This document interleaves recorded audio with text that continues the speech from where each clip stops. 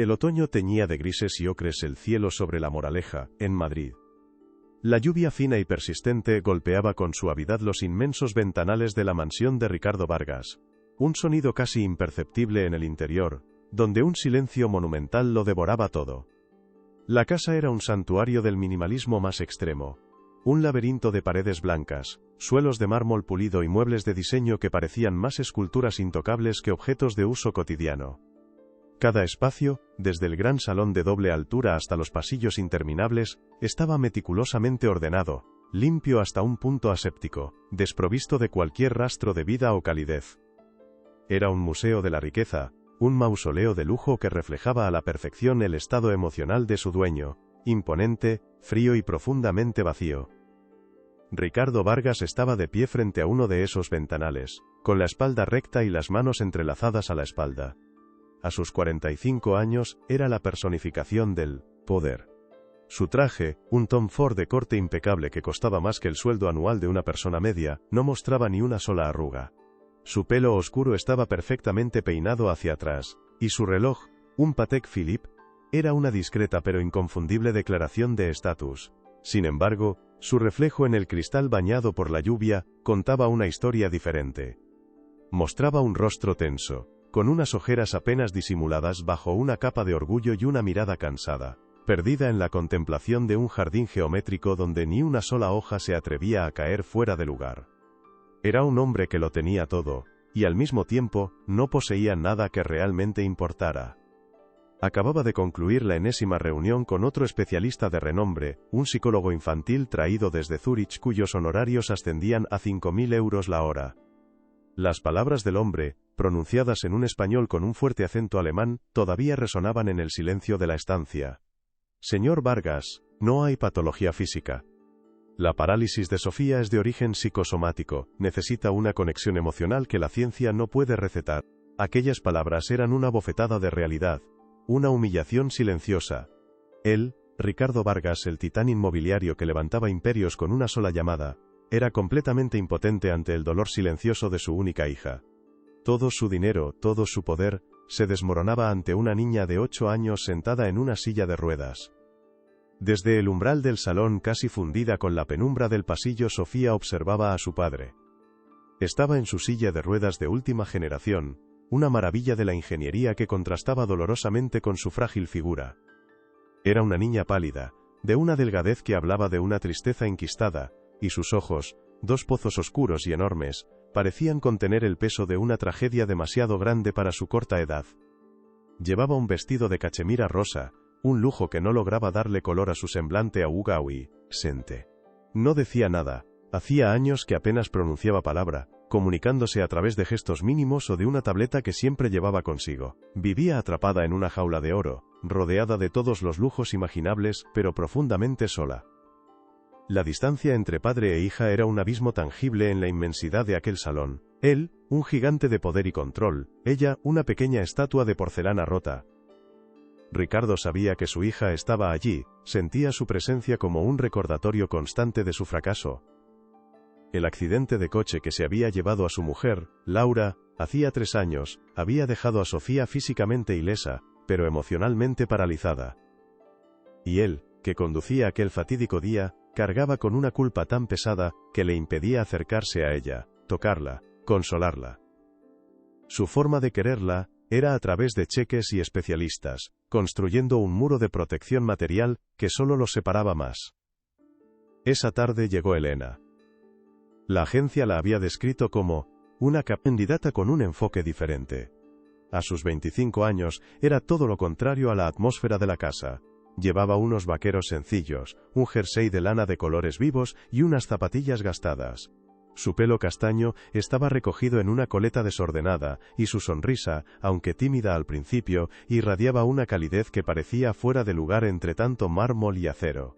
Ricardo la recibió con la misma distancia formal con la que trataba a todo el mundo, le dio unas instrucciones frías y concisas, y se encerró de nuevo en su despacho, el único lugar donde podía fingir que tenía el control de algo. Elena pasó las primeras horas explorando la casa en silencio, sintiendo el peso de la opresión que emanaba de cada rincón. Vio a Sofía en su silla, observándola con una curiosidad pasiva, como si fuera un objeto más en su monótono universo. No intentó forzar una conversación. En su lugar, simplemente se sentó en un sofá a varios metros de distancia, y leyó un libro, permitiendo que su presencia se integrara en el silencio sin perturbarlo. Entendió que en aquel lugar las palabras sobraban, y que el primer paso era aprender a escuchar el lenguaje del vacío, un idioma que la pequeña Sofía dominaba a la perfección. Más tarde, cuando el crepúsculo teñía de un azul profundo los ventanales y Ricardo seguía ausente, encerrado en sus negocios, Elena entró en el gran salón, creyendo que estaba completamente sola, se acercó al altavoz inteligente y con un susurro, le pidió que reprodujera una pieza de música clásica, El claro de luna de Debussy. La melodía, melancólica y etérea, llenó el espacio, rompiendo por primera vez en mucho tiempo el silencio sepulcral de la mansión. Elena cerró los ojos por un instante, respiró hondo y, en un impulso irrefrenable, se quitó las zapatillas, dejando sus pies descalzos en contacto con el frío mármol. Y entonces, comenzó a bailar. No era una danza técnica ni ensayada, sino un torrente de emoción pura canalizada a través del movimiento. Sus brazos se alzaban buscando algo invisible, su cuerpo se doblaba y se estiraba, como si intentara liberarse de un peso inmenso. Cada giro, cada paso, era una expresión de anhelo, de un dolor contenido que encontraba por fin una vía de escape, pero también de una libertad sobrecogedora. Era un acto íntimo y vulnerable, una conversación silenciosa entre ella y la música, un ritual de sanación personal en medio de la opulencia estéril que la rodeaba. Oculta en la penumbra del pasillo junto al marco de la puerta, Sofía lo presenciaba todo. Se había acercado sigilosamente, atraída por la música. Su pequeña figura era casi invisible en la oscuridad, pero sus ojos estaban fijos en Elena, bien abiertos, reflejando las luces tenues del salón. Por primera vez en años, la tristeza profunda que siempre habitaba en su mirada había sido reemplazada por algo nuevo, una emoción que no sentía desde antes del accidente. Una fascinación absoluta. Estaba hipnotizada, viendo cómo aquella desconocida transformaba el dolor y la melancolía de la música en algo hermoso, en movimiento, en vida. Para Sofía, que vivía prisionera de su propio cuerpo y de un trauma que la había dejado inmóvil, ver a Elena bailar de aquella manera fue una revelación. Era como si alguien le estuviera mostrando un lenguaje secreto, una forma de expresar todo aquello que ella no podía nombrar con palabras. En la danza de Elena, reconoció su propia soledad, su propio anhelo, pero también vio una posibilidad, una chispa de esperanza. Vio que el dolor no tenía por qué ser un ancla, que también podía convertirse en un impulso para volar, aunque solo fuera por unos minutos en un salón vacío. La pieza musical llegó a su fin, y Elena se detuvo, con la respiración agitada y una lágrima solitaria recorriendo su mejilla. Se quedó inmóvil, con los ojos cerrados, saboreando esa catarsis momentánea, completamente ajena a la pequeña espectadora que la había observado desde las sombras. No sabía que su acto de liberación personal, tan íntimo y desprotegido, acababa de construir un puente invisible hacia el corazón amurallado de la niña. Un puente hecho de música, movimiento y una vulnerabilidad compartida que ninguna terapia había conseguido erigir. Un momapromia inostacuese, mento así, puede cambiarlo todo.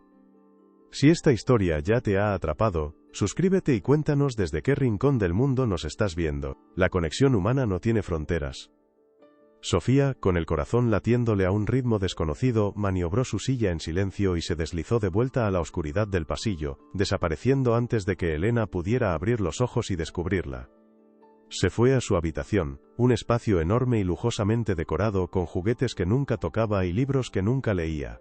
Pero esa noche, no miró por la ventana ni se perdió en sus pensamientos tristes. Se quedó quieta en medio de la estancia, y en la pantalla de su mente, reprodujo una y otra vez la imagen de Elena bailando. No era solo el recuerdo de un baile. Era una semilla que acababa de ser plantada en el terreno yermo de su alma. Por primera vez, Sofía no se sentía como una espectadora pasiva de su propia vida, sino como la guardiana de un secreto maravilloso. Aquella danza había sido un regalo inesperado, un mensaje en una botella que había llegado a su isla desierta. No entendía por qué, pero sentía una conexión profunda con aquella joven que, como ella, parecía llevar una pena escondida, pero que había encontrado una forma de convertirla en belleza. Esa noche, el silencio en la mansión Vargas era el mismo de siempre, pero algo fundamental había cambiado. En el corazón de una niña de 8 años, una pequeña llama de curiosidad y esperanza había comenzado a arder. amenazando con derretir el hielo que había aprisionado a su familia durante tanto tiempo. El gesto marcante no había sido una frase, ni una promesa, sino un baile secreto. Un acto de pura humanidad en un mundo de fría perfección. Y ese era solo el principio de un camino que los obligaría a todos, especialmente a Ricardo, a aprender a caminar de nuevo. Al día siguiente, la luz del otoño se filtraba con una timidez casi reverencial por los ventanales. El silencio en la mansión Vargas ya no era vacío, sino expectante. Elena se movía por la casa con una nueva sensibilidad, consciente de que su danza secreta había abierto una puerta que no sabía que existía. Encontró a Sofía en la biblioteca, un espacio colosal con estanterías que llegaban hasta el techo, llenas de volúmenes encuadernados en piel que nadie había tocado en años. La niña estaba en su silla, inmóvil como siempre, pero sus ojos seguían cada movimiento de Elena con una intensidad que era completamente nueva. Ya no era la mirada pasiva de un espectador aburrido, sino la de alguien que esperaba, que anhelaba algo. Elena se acercó con la delicadeza de quien se aproxima a un animal herido. No habló. Simplemente cogió un libro de cuentos infantiles de una de las baldas inferiores y se sentó en una alfombra persa a una distancia prudencial. Comenzó a leer en voz baja, no tanto para Sofía como para llenar el espacio con algo cálido y humano. La historia era sobre una estrella que había perdido su brillo y viajaba por el universo para encontrarlo. Mientras leía, sentía la mirada de la niña fija en ella, un peso que era a la vez una pregunta y una súplica. Sabía que la lectura era solo un preludio, una forma de ganar tiempo y confianza. Pasó casi una hora en ese ritual silencioso. Elena terminó el cuento, cerró el libro y lo dejó a su lado. El silencio regresó, pero esta vez estaba cargado de significado. Sofía levantó lentamente una de sus frágiles manos y señaló la tableta que descansaba en su regazo. Con una concentración que parecía requerirle un esfuerzo inmenso, tecleó 2 palabras en la pantalla. Luego, giró el dispositivo para que Elena pudiera verlo. En letras blancas sobre un fondo negro, una frase sencilla lo cambió todo. Otra vez. No se refería al cuento, ambas lo sabían. Se refería a la noche anterior, a la música, al movimiento, a la vida. A Elena y le llenaron los ojos de lágrimas, pero sonrió. Fue una sonrisa genuina, luminosa, que pareció iluminar un rincón de aquella sombría biblioteca. Asintió lentamente, sin apartar la vista de los ojos profundos de la niña. No necesitaba más explicaciones. Entendía perfectamente que Sofía le estaba pidiendo que compartiera de nuevo esa parte vulnerable de sí misma, la que había revelado en el salón. Le estaba pidiendo el único lenguaje que parecía capaz de atravesar el muro de su silencio. «Claro, Sofía», susurró Elena, su voz quebrada por la emoción. «Cuando tú quieras». Era una promesa, un pacto sellado en la quietud de una mansión solitaria. Esa tarde esperaron a que la casa quedara en calma, a que el eco de los pasos de Ricardo se perdiera en dirección a su despacho. Entonces Elena guió la silla de ruedas de Sofía hasta el gran salón.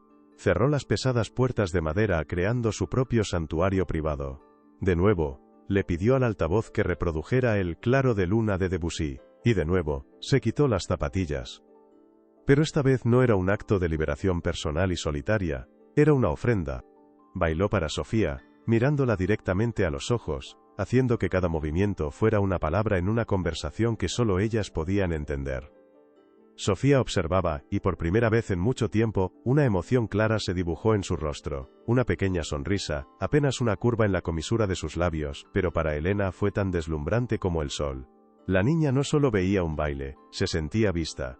En los giros de Elena, veía su propia sensación de estar atrapada. En la forma en que sus brazos se alzaban, sentía su propio anhelo de libertad. Aquellas sesiones de danza se convirtieron en su ritual sagrado. Un secreto compartido que tejía entre ellas un vínculo más fuerte que cualquier lazo de sangre, un puente construido con notas musicales y emoción pura. Ricardo, desde la seguridad de su despacho, empezó a notar los cambios. Al principio eran sutiles, casi imperceptibles. Un día, al pasar junto a la habitación de Sofía, le pareció oír un murmullo, algo que sonaba vagamente a una risa ahogada. Otro día, vio a su hija a través de una puerta entreabierta, y en lugar de la habitual apatía, sus ojos brillaban con una luz nueva mientras observaba a Elena.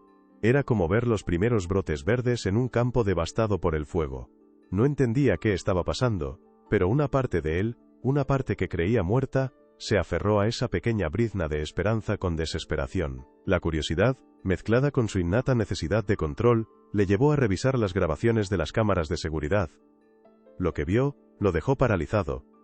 En la pantalla, en la fría y aséptica imagen en blanco y negro del salón, vio a Elena bailando.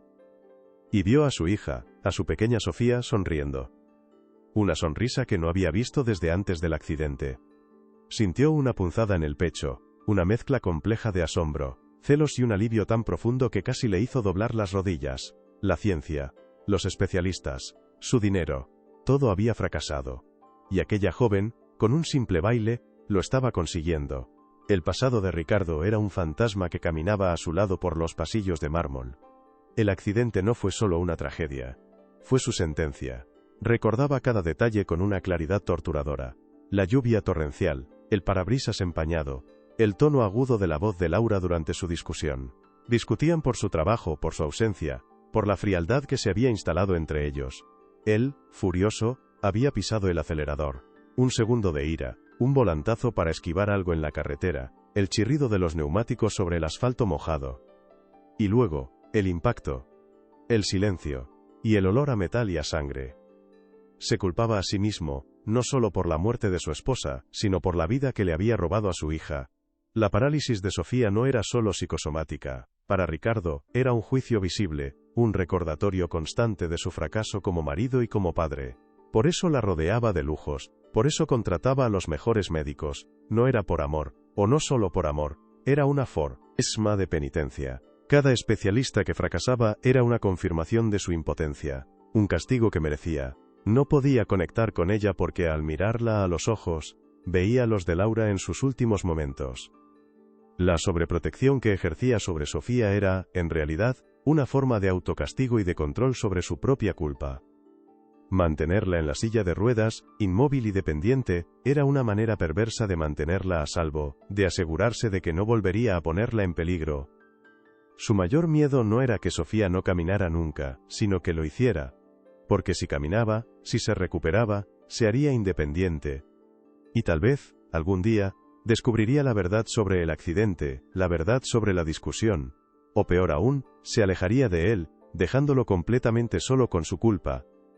Por eso, la decisión que tomó a continuación, fue el acto más difícil de su vida. Convocó a Elena a su despacho, un lugar que intimidaba a cualquiera con sus paredes de cristal y sus vistas panorámicas de Madrid. Elena entró, nerviosa pero con la cabeza alta. Ricardo no se anduvo con rodeos. «Sé lo que está haciendo», dijo, con su habitual tono gélido. «Sé que baila para mi hija». Elena se preparó para el despido, para la reprimenda. Pero en lugar de eso, Ricardo se levantó, caminó hacia la ventana, y dándole la espalda, pronunció las palabras que rompieron con años de control autoimpuesto.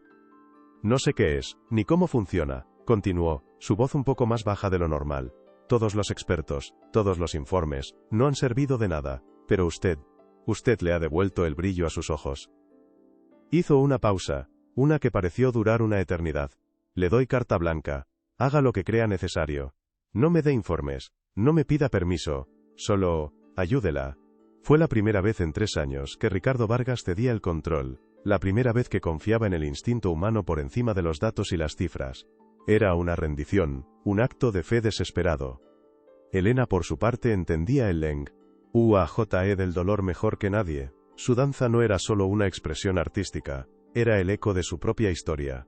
Años atrás, había sido una prometedora bailarina de ballet clásico, la estrella de su academia en un pequeño pueblo de Andalucía. Su vida entera giraba en torno al movimiento, a la disciplina, al sueño de pisar los grandes escenarios del mundo. Era su identidad, su pasión, su futuro. Tenía un talento innato, una gracia que parecía desafiar la gravedad, y una dedicación que rozaba la obsesión. Un día, mientras practicaba para una audición crucial, sintió un dolor agudo en el tobillo. Lo ignoró, atribuyéndolo al cansancio. Siguió bailando, forzando su cuerpo más allá de sus límites, impulsada por la ambición y el miedo a fracasar. La lesión, que podría haber sido leve, se convirtió en una fractura crónica. Los médicos fueron tajantes: no podría volver a bailar profesionalmente. Su sueño se hizo añicos en la fría consulta de un hospital. Una sentencia tan paralizante como la de Sofía, aunque de naturaleza diferente. Su cuerpo podía moverse, pero su alma de bailarina había quedado atrapada. La danza se convirtió entonces en algo distinto. Ya no era una profesión, sino una necesidad, una forma de dialogar con su propio fantasma, con la persona que pudo haber sido. Bailaba en secreto, en su pequeño apartamento, no para el público sino para sí misma. Era su terapia, su forma de procesar la pérdida, de liberar la frustración y la tristeza de un futuro robado. Por eso, cuando vio a Sofía reconoció de inmediato esa sensación de estar prisionera en su propia vida. Entendió que la parálisis de la niña no estaba en sus piernas, sino en su corazón, igual que la suya. Esa empatía profunda era la fuente de su poder. No veía a Sofía como un caso clínico, como una niña rota que necesitaba ser arreglada. La veía como a una igual, como a otra alma que necesitaba encontrar una forma de expresar lo inexpresable. Su baile no era un método o una terapia, era un acto de pura solidaridad. Le estaba mostrando a Sofía que el dolor no tenía por qué ser el final, que podía ser transformado en algo más, incluso en algo hermoso. Le estaba prestando su cuerpo para que el alma de la niña pudiera por un momento sentirse libre. Esta nueva dinámica, sin embargo, no tardó en encontrar resistencia. El obstáculo más formidable llegó en la forma de Beatriz, la abuela paterna de Sofía. Era una mujer de la alta sociedad madrileña, de pelo perfectamente cardado, joyas discretas pero carísimas, y una mirada que podía congelar el ambiente. Para Beatriz, la imagen y las apariencias lo eran todo. Consideraba la condición de Sofía una mancha en el impecable linaje de los Vargas, y la presencia de Elena, una muchachita, sin pedigrí ni títulos, era una afrenta personal. Beatriz solía presentarse en la mansión sin previo aviso, sus visitas eran más inspecciones que actos de afecto. En una de esas tardes, encontró a Elena y a Sofía en el jardín. Sofía por primera vez estaba fuera de su silla, sentada en el césped mientras Elena le hacía cosquillas en los pies, provocando una risa genuina y sonora. Para cualquier otro, la escena habría sido conmovedora. Para Beatriz, fue un escándalo. Se acercó con la rigidez de una estatua, su rostro una máscara de desaprobación. ¿Se puede saber qué está pasando aquí? Su voz era seda afilada. Ricardo, te pago una fortuna por especialistas, no para que esta intrusa haga supercherías en el jardín. La niña debería estar en su terapia de rehabilitación, no revolcándose por el suelo como una salvaje. Cada palabra era un dardo envenenado, diseñado para minar la confianza de Ricardo y reafirmar su propia autoridad como matriarca de la familia. Miraba a Elena con un desdén apenas disimulado, como si fuera un insecto que se había colado en su palacio. Ricardo, que había salido al jardín atraído por la risa de su hija, se encontró atrapado entre su madre y la nueva esperanza que representaba Elena. «Madre, por favor», comenzó, pero su voz carecía de la firmeza habitual. La presencia de Beatriz siempre lo devolvía a un estado de inseguridad infantil.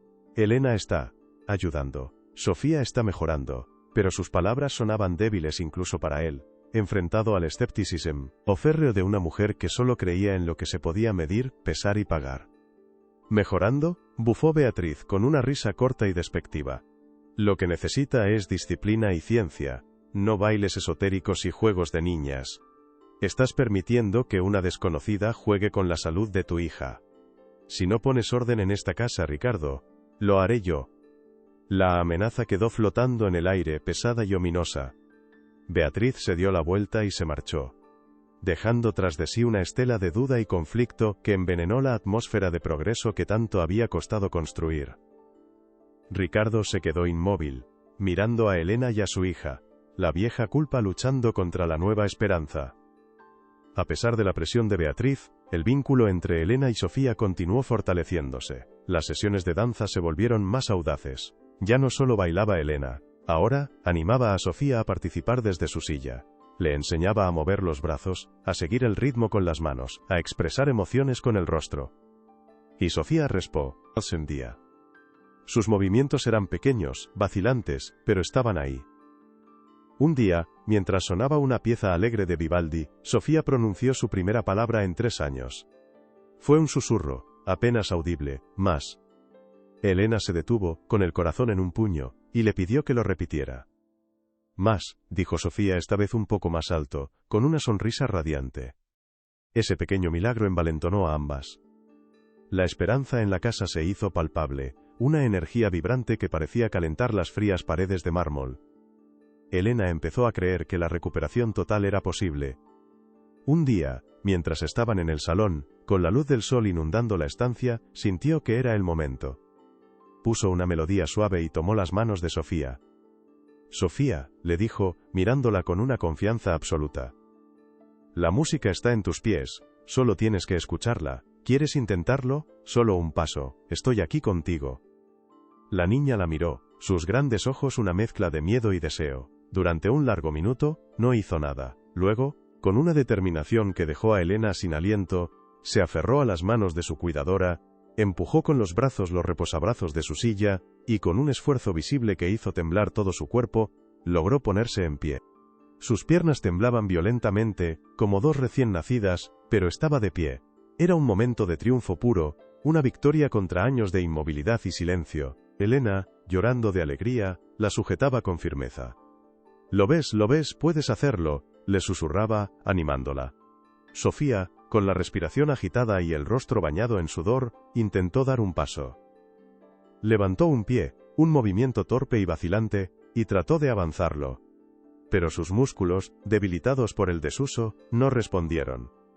Sus piernas se doblaron, y, a pesar de los esfuerzos de Elena por sostenerla, ambas cayeron al suelo en un montón desordenado. No fue una caída fuerte. La gruesa alfombra amortiguó el golpe, pero el sonido fue suficiente. Ricardo, que pasaba por el pasillo, oyó el ruido sordo y el pequeño grito de sorpresa de Elena. Irrumpió en el salón como un huracán. Lo que vio activó cada uno de sus demonios.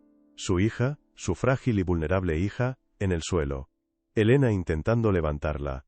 En su mente, la imagen se superpuso con la del accidente. El caos, el peligro, su incapacidad para protegerla. No vio el progreso, no vio el intento valiente. Solo vio el fracaso y el riesgo, su peor pesadilla hecha realidad. «¿Qué ha hecho?», rugió, su voz un trueno que hizo temblar las ventanas. Se abalanzó hacia ellas. Apartó a Elena con un gesto brusco y levantó a Sofía en brazos, sujetándola contra su pecho como si la hubiera rescatado de un incendio. «Le dije que la ayudara, no que la pusiera en peligro». Su rostro estaba descompuesto por el pánico, sus ojos lanzaban chispas de furia y miedo. Sofía, asustada por la reacción de su padre, rompió a llorar, un llanto desconsolado que no se le oía desde hacía años. Elena se quedó, en el suelo, aturdida y con el corazón roto. Intentó explicar. «Ricardo». Ella lo intentó, estaba de pie. Fue un accidente mínimo, no se ha hecho daño, pero él no la escuchaba.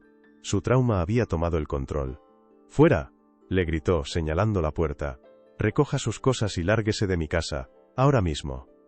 La esperanza que había florecido durante semanas fue arrancada de raíz en un instante de pánico ciego.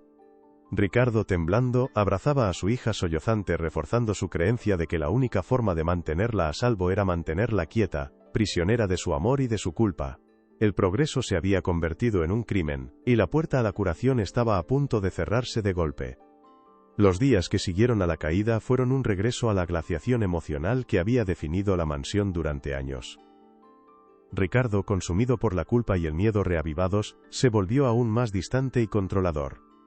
Prohibió cualquier actividad que no estuviera estrictamente supervisada por los terapeutas convencionales, cuyo regreso había ordenado de inmediato. La casa volvió a llenarse de especialistas con rostros serios y maletines de cuero, que sometían a Sofía a ejercicios mecánicos y evaluaciones psicológicas que no hacían más que reforzar su sensación de ser un objeto de estudio, un problema a resolver.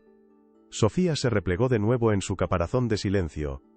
La luz que Elena había encendido en sus ojos se extinguió, reemplazada por una tristeza aún más profunda que antes, la tristeza de quien ha probado la libertad y se la han arrebatado. Se negaba a cooperar con los nuevos terapeutas, permaneciendo inmóvil y apática durante las sesiones. Su única comunicación era una mirada de reproche silencioso hacia su padre, una mirada que Ricardo no podía soportar, por lo que la evitaba, sumergiéndose en el trabajo como un fugitivo que huye de la escena de un crimen. Elena, mientras tanto, vivía en un limbo. Ricardo, a pesar de su arrebato de furia, no la había despedido formalmente. La había confinado a tareas domésticas menores, prohibiéndole acercarse a Sofía. Era una tortura para ella, ver a la niña a lo lejos apagada y sola, sin poder hacer nada. Sentía el peso de la desesperación de Sofía como si fuera propio. La conexión que habían construido, tan poderosa y real, estaba siendo asfixiada por el miedo de un hombre que amaba a su hija de una manera tan rota que la estaba destruyendo. La influencia de la abuela Beatriz creció exponencialmente en este clima de retroceso. Aprovechó la vulnerabilidad de Ricardo para reafirmar su control, presentándose a diario en la mansión para supervisar la situación. Sus conversaciones con su hijo eran una letanía constante de: «Te lo dije. Esa chica era un peligro, Ricardo. Te lo advertí», decía con una satisfacción mal disimulada. La familia es lo primero. Debemos proteger el buen nombre de los Vargas y asegurarnos de que Sofía reciba el tratamiento adecuado, no estos experimentos de feria. Beatriz se encargó personalmente de entrevistar a nuevas candidatas para el puesto de cuidadora, todas ellas mujeres mayores, con uniformes impecables y referencias de las familias más prestigiosas de Madrid. Eran la antítesis de Elena, profesionales, distantes, eficientes y completamente desprovistas de la calidez y la empatía que habían logrado lo imposible. Para Ricardo, aceptar a una de estas mujeres sería el último clavo en el ataúd de la esperanza, la admisión final de que su momento de fe había sido un error catastrófico. Elena sabía que su tiempo en la casa se agotaba. Cada día que pasaba sentía cómo se tensaba el hilo que la unía a aquel lugar. No era el trabajo lo que le importaba sino Sofía. La idea de abandonarla a su suerte, de dejarla en manos de un padre aterrorizado y una abuela controladora, le resultaba insoportable. Decidió que no podía irse sin intentarlo una última vez, sin luchar por la niña que le había recordado el poder sanador de su propia herida. Tenía que hablar con Ricardo, hacerle ver más allá de su miedo. Esperó a que fuera de noche, cuando la casa estaba en calma, y las defensas de Ricardo, agotadas por un largo día de evasión, pudieran estar más bajas. Lo encontró en su despacho, la única luz en la habitación proveniente de la pantalla de su ordenador, que proyectaba un brillo azulado sobre su rostro cansado. Elena llamó a la puerta suavemente y entró sin esperar respuesta. Ricardo levantó la vista, sorprendido y molesto por la intrusión. «Creí haberle dado instrucciones muy claras», dijo, su voz cortante. «No me voy a ir sin hablar con usted», respondió Elena, su voz temblorosa pero firme. «No por mí, sino por Sofía». Se acercó a su escritorio, ignorando la barrera de poder que representaba. Lo que vio el otro día no fue un fracaso, fue una victoria. Su hija se puso de pie, Ricardo. Se puso de pie por primera vez en 3 años. No lo entiende. El miedo no la está protegiendo, la está encarcelando. El mismo miedo que lo encarcela a usted. Las palabras de Elena golpearon a Ricardo con la fuerza de una verdad innegable. Por un instante, la máscara de poder se resquebrajó, revelando al hombre roto que había debajo. Vio en los ojos de Elena una fuerza y una convicción que él había perdido hacía mucho tiempo. Pero justo en ese momento, la voz de su madre resonó en su mente, recordándole el peligro, la culpa, la responsabilidad. El miedo, un viejo y leal compañero, volvió a tomar el control. «Usted no sabe nada de mi miedo», siseó Ricardo, levantándose. «Usted no estuvo allí. No vio lo que yo vi». Su dolor era tan palpable que llenaba la habitación, una energía oscura y pesada. «Mañana por la mañana, la quiero fuera de esta casa. La decisión está tomada. He contratado a alguien. Una profesional». Era su última defensa. Un muro construido con la lógica fría del dinero y el estatus para protegerse de la insoportable vulnerabilidad que Elena le obligaba a sentir.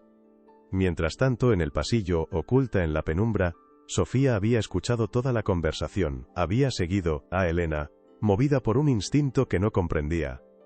Al oír las palabras de su padre, «mañana por la mañana, la quiero fuera de esta casa», un terror helado se apoderó de ella. La idea de perder a Elena, la única persona que había visto su alma, que le había enseñado a reír y a soñar de nuevo, era más aterradora que cualquier caída, más paralizante que cualquier trauma. Era la perspectiva de una soledad definitiva. Ese miedo, un miedo puro y primordial a la pérdida, se convirtió en una fuerza motriz. Superó al miedo que la había mantenido prisionera en su silla durante 3 años.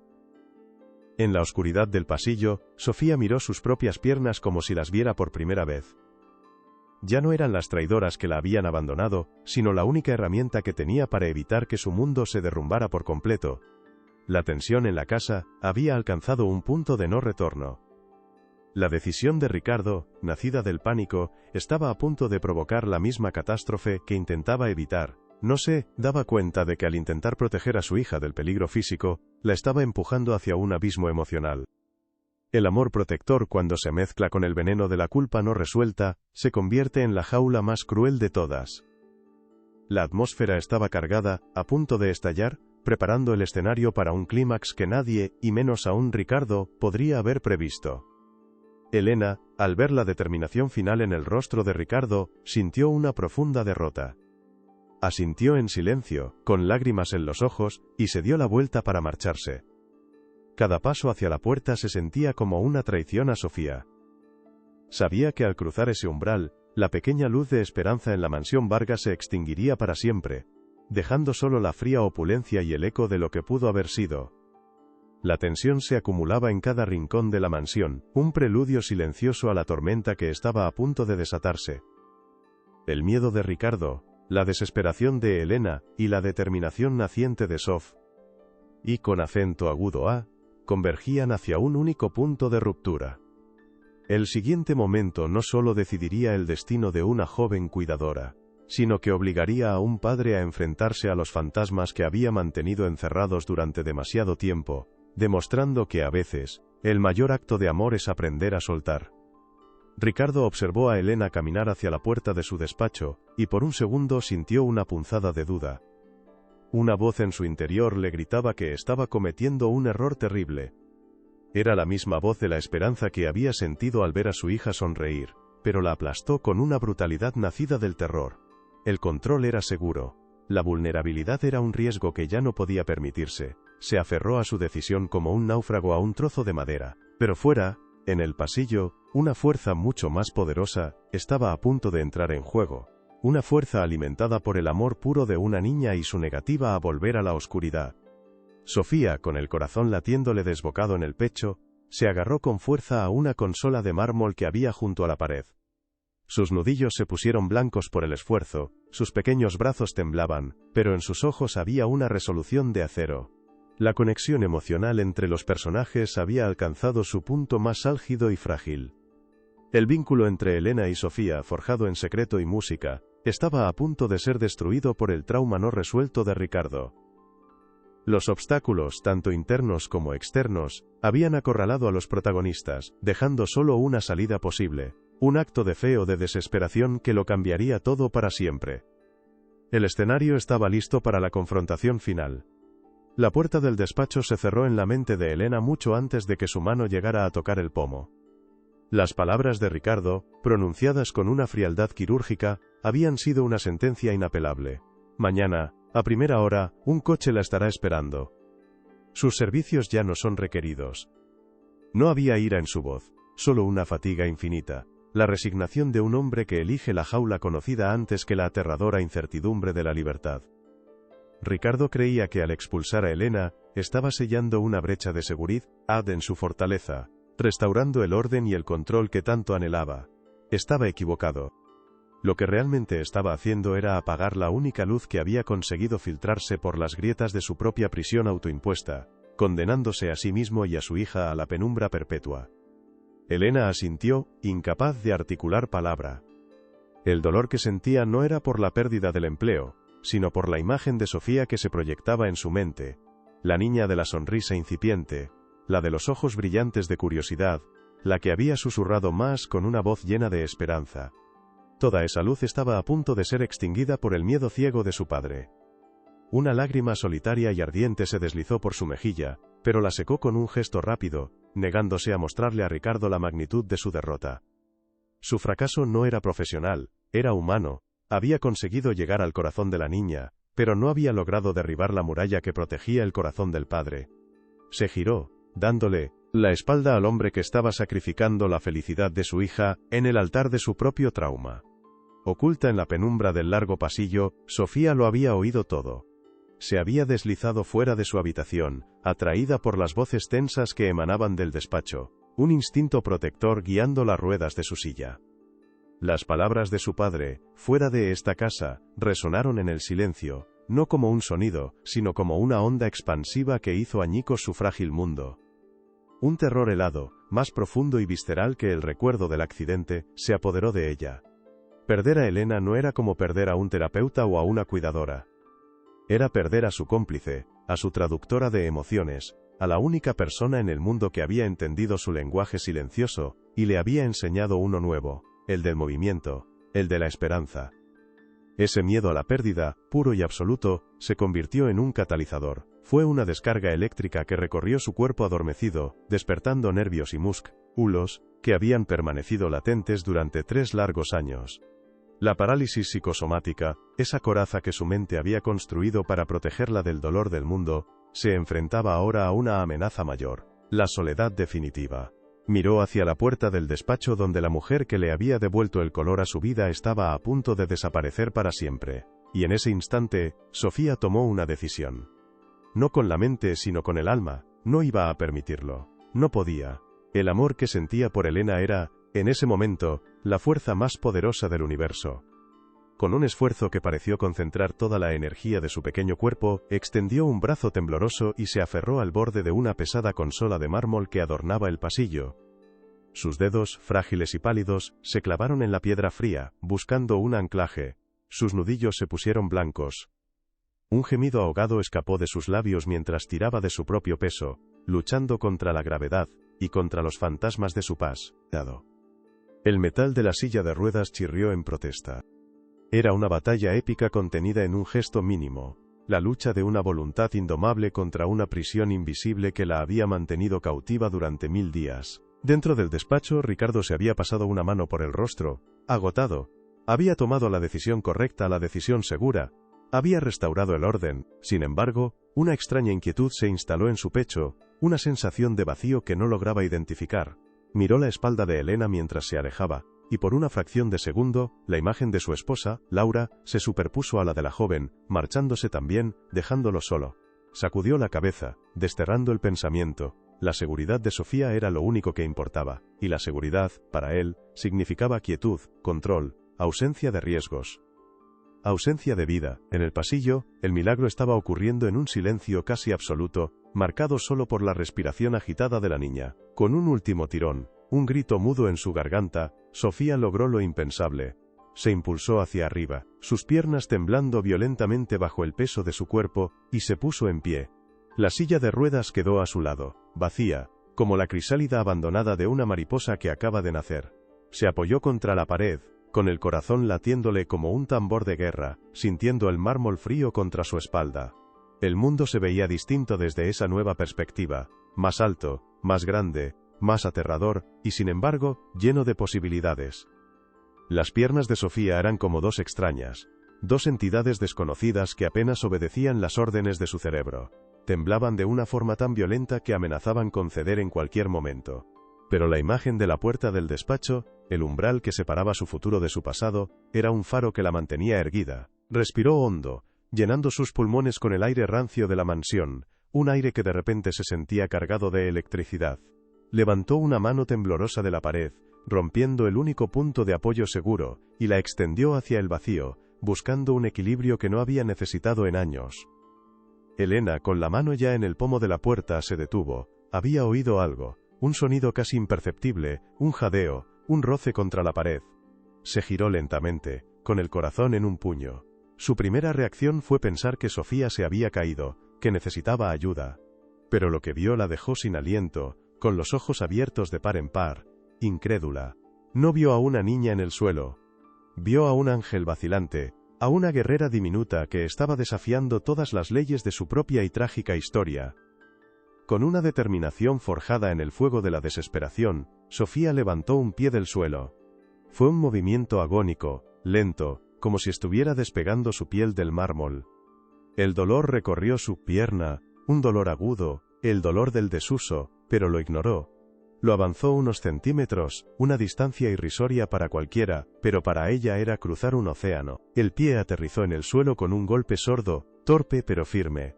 Había dado un paso. El primero de su nueva vida. Las lágrimas comenzaron a brotar de sus ojos. Lágrimas de esfuerzo, de dolor, de triunfo. Ricardo, alertado por el silencio repentino y el rostro estupefacto de Elena, se giró hacia la puerta. Su expresión pasó de la irritación a la confusión, y finalmente, al shock más absoluto. Su cerebro se negó a procesar la imagen que tenía delante. Era imposible.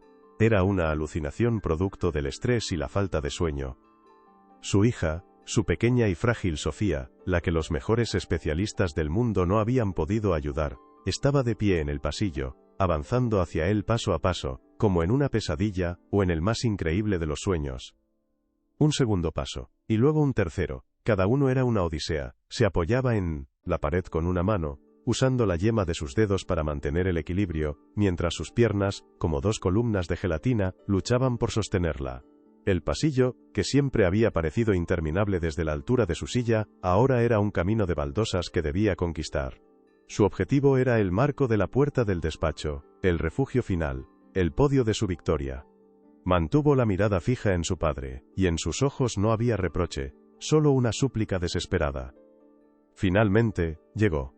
Se aferró al marco de la puerta con ambas manos, su cuerpo temblando de agotamiento. Estaba allí, erguida, jadeante, con el rostro bañado en sudor y lágrimas, pero de pie. Una conquistadora en el umbral del territorio enemigo. Miró a su padre, que la observaba con la boca entreabierta, como si hubiera visto un fantasma. El silencio en la habitación era tan denso que se podía cortar, un lienzo en blanco sobre el que Sofía estaba a punto de pintar la obra maestra de su vida. El tiempo parecía detenerse. Padre e hija se miraron a través de un abismo de 3 años de silencio y dolor. Los ojos de Ricardo por primera vez no veían a una víctima, a un recordatorio de su fracaso. Veían a una heroína, veían una fuerza que él nunca había poseído. Vio el amor, puro e incondicional, manifestado en un acto de valentía que desafiaba toda lógica y toda ciencia. La armadura de control, de riqueza y de poder que había construido a su alrededor se desintegró, convertida en polvo, y entonces, ella habló. Su voz, rota y áspera por el desuso, emergió como un susurro fantasmal, un eco de un tiempo olvidado. Pero, para Ricardo, sonó como un trueno que sacudió los cimientos de su alma. Con los labios temblorosos, Sofía pronunció las 2 palabras que lo cambiarían todo. 2 palabras que no eran una acusación, sino una petición de amor. Papá, no. No te vayas. No la eches. No nos dejes solas otra vez. No elijas el miedo. Esas 2 palabras, cargadas con el peso de 1000 días de silencio, fueron la llave que abrió las compuertas de la presa emocional de Ricardo. El muro de contención se rompió. La culpa, el dolor y el miedo que había mantenido a raya con tanto esfuerzo lo inundaron, pero esta vez, no para ahogarlo, sino para limpiarlo. No corrió hacia ella para levantarla, para protegerla. Hizo algo mucho más profundo, se derrumbó. Cayó de rodillas ante su hija. El gran Ricardo Vargas, el titán inmobiliario, el hombre que nunca mostraba debilidad, estaba de rodillas en el suelo de mármol de su despacho, con la cabeza gacha. No era una postura de derrota, sino de rendición, una rendición a una fuerza mayor que su propio ego, el poder redentor del amor de su hija. Acercó sus manos a las piernas temblorosas de Sofía, sin atreverse a tocarlas, como si estuviera ante un milagro sagrado. La abrazó por las piernas apoyando su frente en sus rodillas, y comenzó a llorar. No eran lágrimas silenciosas y controladas. Eran sollozos desgarradores, profundos, que venían de lo más hondo de su ser, sacudiendo todo su cuerpo. Lloraba por su esposa perdida, lloraba por su hija a la que había abandonado emocionalmente, y lloraba por sí mismo, por el hombre cobarde en el que se había convertido. Elena, desde el otro lado de la habitación, observaba la escena, con las manos sobre la boca, llorando en silencio junto a ellos, testigo de una catarsis familiar que era, en parte, obra suya. Entre sollozos, Ricardo logró hablar, su voz irreconocible, ahogada por la emoción. «Perdóname», susurró contra las rodillas de su hija. «Perdóname, Sofía. Mi amor, perdóname». No solo le pedía perdón por haber intentado echar a Elena, sino por todo. Por su ausencia, por su frialdad, por su miedo, por no haber sabido verla de verdad. Por haberla querido mal. Era una confesión, una absolución y una promesa, todo en 2 palabras repetidas una y otra vez. Allí, en el umbral de aquel despacho, la familia Vargas se rompió para poder reconstruirse. La caída de Ricardo fue su salvación. La valentía de Sofía fue la de ambos. Y Elena, la catalizadora silenciosa, comprendió que su trabajo en esa casa no había terminado. De hecho, no había hecho más que empezar. El silencio de la mansión ya no era de vacío sino de respeto. El respeto ante el sonido más hermoso del mundo, el de un corazón que, después de mucho tiempo, aprende a latir de nuevo. ¿Te está gustando esta historia? Deja un like y suscríbete al canal. Ahora continuamos con el vídeo. El silencio que descendió sobre el despacho no era el de antes. Ya no era un vacío opresivo y frío, sino un espacio sagrado, lleno de la resonancia de un milagro. Ricardo permanecía arrodillado, con el rostro enterrado en las piernas de su hija, y sus sollozos, aunque menos violentos, seguían sacudiendo su cuerpo, como réplicas de un terremoto que había demolido toda su existencia anterior. Sofía, agotada pero firme, acariciaba torpemente el cabello de su padre, un gesto instintivo de consuelo, que revertía por completo los papeles que habían desempeñado durante años. Ya no era la víctima frágil, sino el ancla que sostenía al hombre que se había desmoronado ante ella. Elena, desde el otro lado, se convirtió en la guardiana silenciosa de ese momento, entendiendo que estaba presenciando el nacimiento de una nueva familia sobre las ruinas de la antigua. Finalmente Ricardo levantó la vista. Sus ojos enrojecidos e hinchados no buscaron a su hija, sino que cruzaron la habitación para encontrarse con los de Elena. La arrogancia, el poder y la distancia habían desaparecido, reemplazados por una vulnerabilidad tan cruda que resultaba casi dolorosa de contemplar. No pronunció un largo discurso de disculpa ni una oferta de empleo. Solo logró articular una única palabra, un ruego que contenía el peso de su alma rota y su recién descubierta esperanza.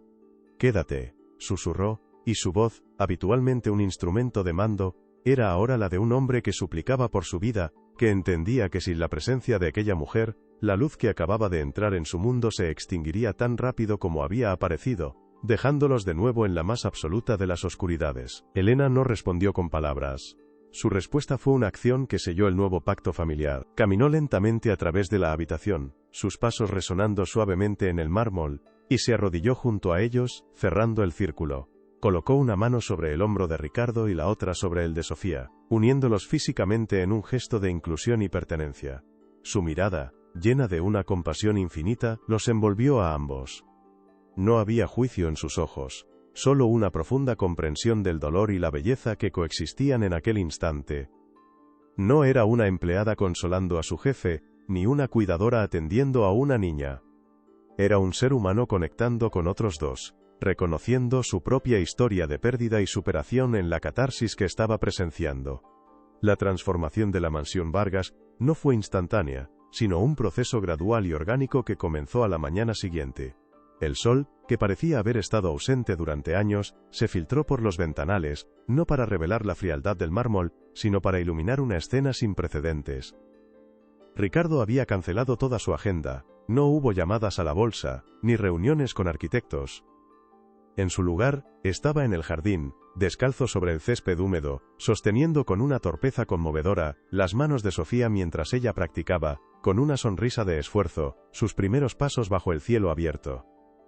Elena los observaba desde el porche, con una taza de café entre las manos, sintiendo cómo el aire de la casa, antes estancado y pesado, comenzaba a moverse, a respirar de nuevo.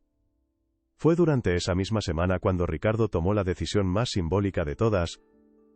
Una tarde, mientras recorría el inmenso salón, sus ojos ya no veían obras de arte de millones de euros ni muebles de diseño, sino los barrotes de una jaula dorada. Se detuvo y miró a Elena, que ayudaba a Sofía a dibujar sentada en una alfombra. «Voy a venderlo todo», anunció, su voz tranquila pero firme.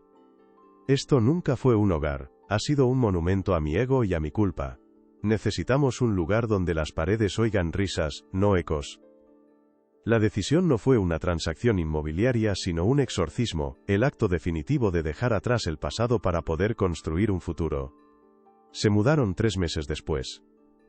No a otra fortaleza en La Moraleja, sino a una casa acogedora y luminosa en Mirasierra, con un jardín que no parecía un diseño geométrico, sino un espacio salvaje y lleno de vida.